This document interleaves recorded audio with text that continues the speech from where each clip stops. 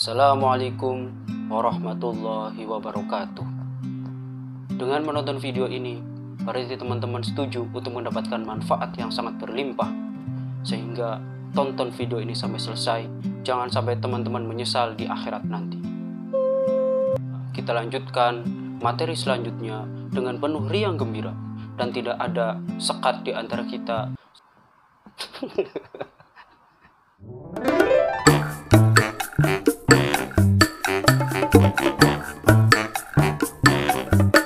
Oke, setelah tadi kita serius ya. Waduh, jangan serius-serius lah, nanti cepat tua katanya sih kayak gitu. Selanjutnya kita akan belajar tentang sunah-sunah wudhu. Setelah kemarin kita tahu tentang apa yang diwajibkan di dalam wudhu, maka kita juga perlu tahu apa sunah-sunahnya. Nah, untuk tahu sunah-sunahnya wudhu, tonton video ini sampai selesai. Jika nanti setelah selesai menonton video ini merasa video ini bermanfaat, maka tekan tombol like dan subscribe-nya. Jangan lupa di-share, karena apabila ada sesuatu yang baik, maka sebarkanlah. Tapi apabila teman-teman kecewa, videonya jelek nih, yang ganteng orangnya aja, ya udah, cukup tonton aja. Kalau merasa nggak bermanfaat gitu ya, itu hak kalian kok. Saya hanya berusaha untuk menampilkan apa yang terbaik dan bisa menghibur teman-teman semua. Oke, kita mulai pada materi. Tetap serius, tapi kita bawa santai. Ya, kita sekarang akan menjelaskan tentang sunah-sunah di dalam wudhu. Setelah kemarin kita tahu tentang apa sih fardu-fardunya wudhu yang harus dilaksanakan, lah sekarang dilaksanakan lebih baik. Kalau tidak dilaksanakan ya nggak apa-apa gitu loh, namanya juga sunnah. Kalau pengen dapat imbalan gede ya yang rajin kerjanya, tapi kalau nggak mau imbalan gede ya udah kerja biasa-biasa aja, kan kayak gitu, bener kan? Sunah-sunahnya wudhu itu ada 10. Yang pertama adalah membaca bismillah. Saat hendak berwudhu, ucapkanlah bismillah. Jika ingin sempurna, maka lengkapilah bismillahirrahmanirrahim, sehingga menjadi benar-benar sempurna. Lah, kalau misalkan lupa di awal gimana bang? Kalau misalkan lupa di awal, itu bisa di tengah-tengahnya. Tapi dengan ada lafaz tambahannya, yaitu bismillahi awalahu wa akhirahu. Ini dikiaskan dengan saat kita makan. Saat kita makan, kemudian kita lupa untuk membaca bismillah, boleh membaca bismillahnya itu di tengah-tengah saat kita makan. Jadi udah makan nih, 1 suapan, 2 suapan, 3 suapan, ditangkap KPK gara-gara disuap mulu.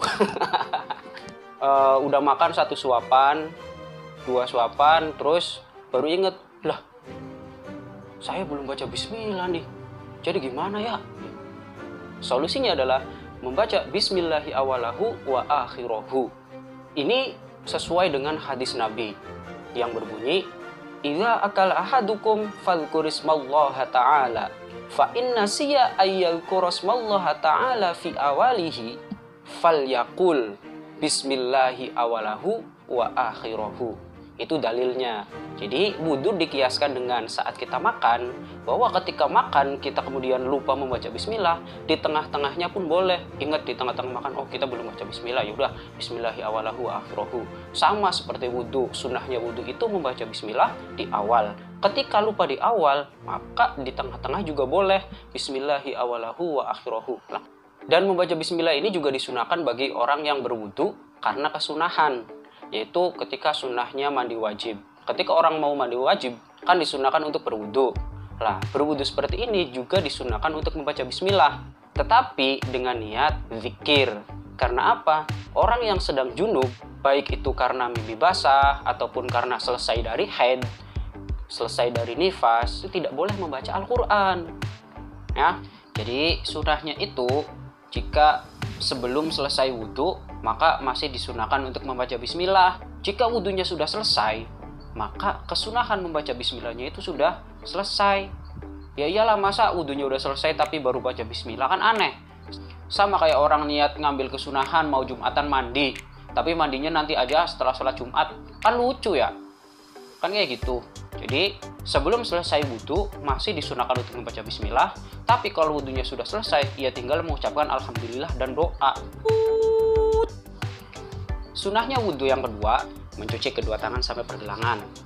Karena apa? Karena untuk menjaga kesucian tangan kita. Kita tidak tahu tangan kita itu membawa kotoran atau tidak, sehingga kita disunahkan untuk mencuci tangan dulu.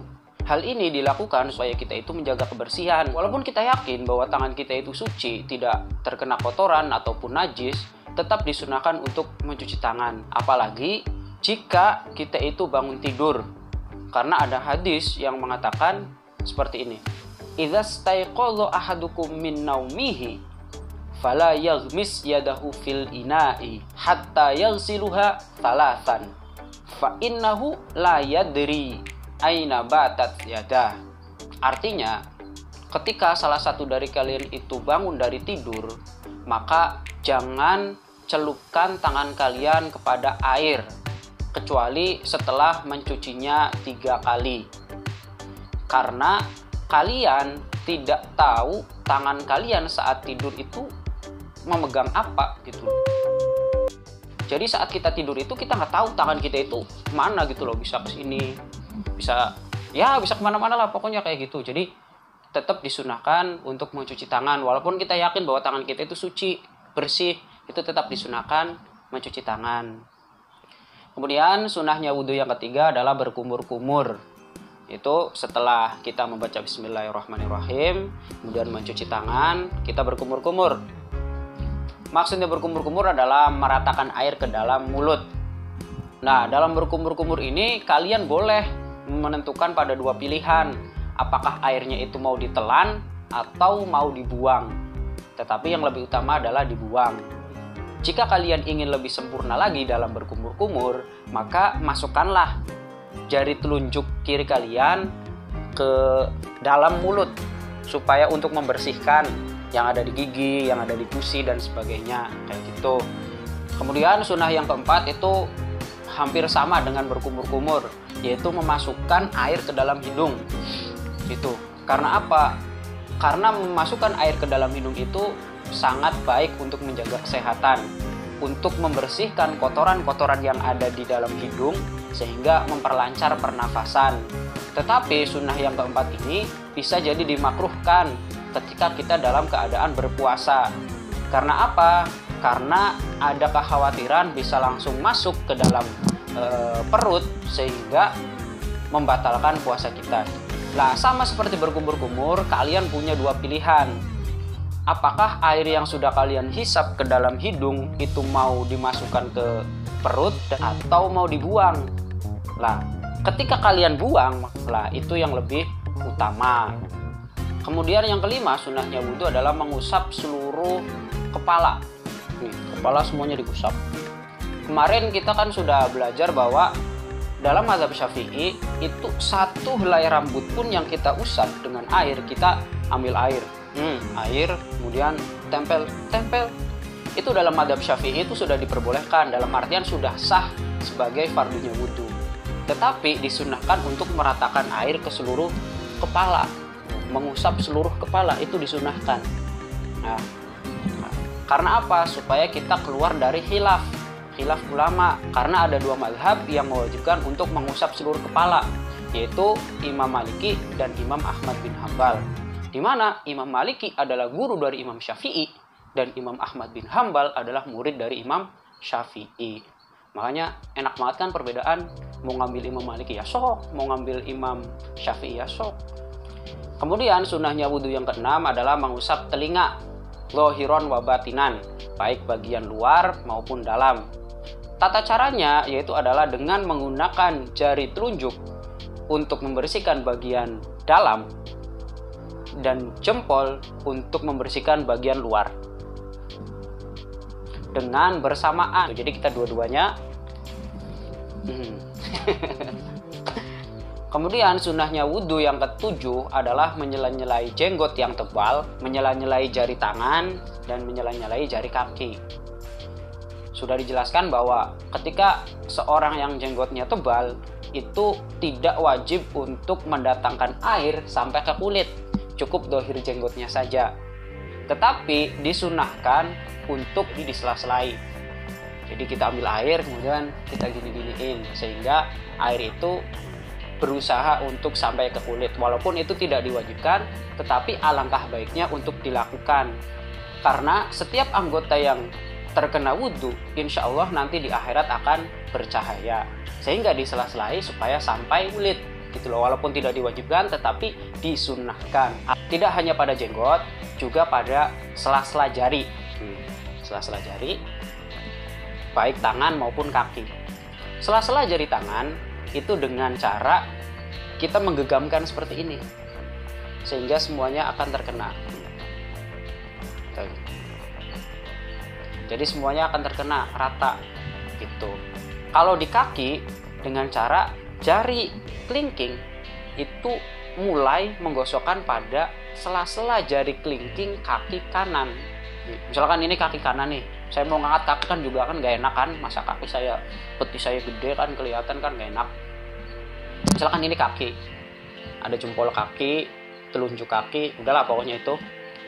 Kita mulai sela-selai dari sini.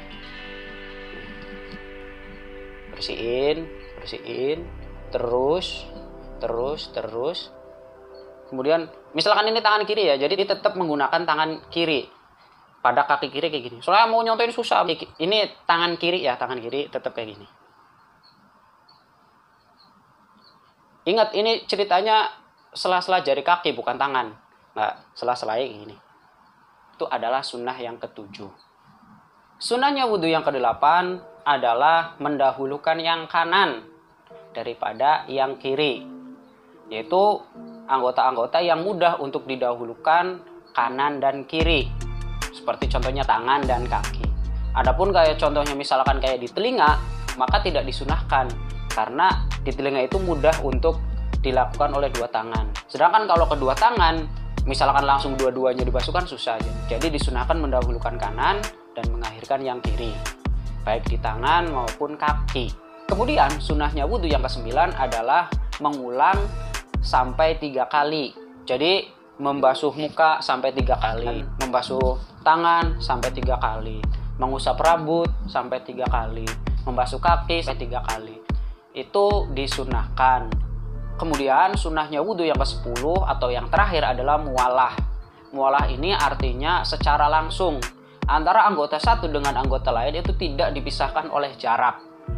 Jadi misalkan kita berwudhu ya langsung nawaitul wudhu ali rafil hadasil asghar, langsung membasuh muka, setelah 3 kali membasuh tangan, setelah membasuh tangan langsung mengusap rambut, setelah mengusap rambut langsung membasuh kaki. Itu yang wajib-wajibnya ya, supaya cepat.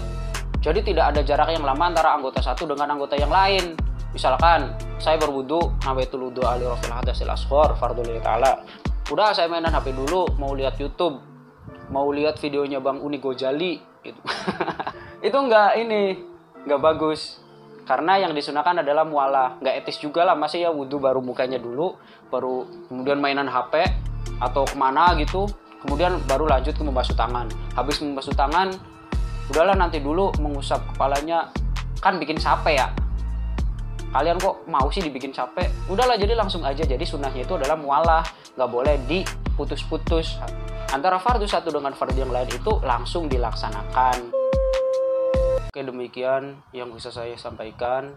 Semoga apa yang saya sampaikan bisa bermanfaat bagi teman-teman yang sudah menonton channel ini. Apabila video ini bermanfaat, silakan bagikan kepada teman-teman Anda. Karena satu kebaikan disebarkan, maka akan menimbulkan kebaikan yang lain. Kalian tidak tahu bagaimana susahnya bikin video ini. Kalian tinggal nonton, tinggal share, kan gampang. Saya, ya Allah, nggak usah lah, jangan diceritain sedih. Demikian, terima kasih. Wassalamualaikum. Silakan, enjoy. Tertawa di sini.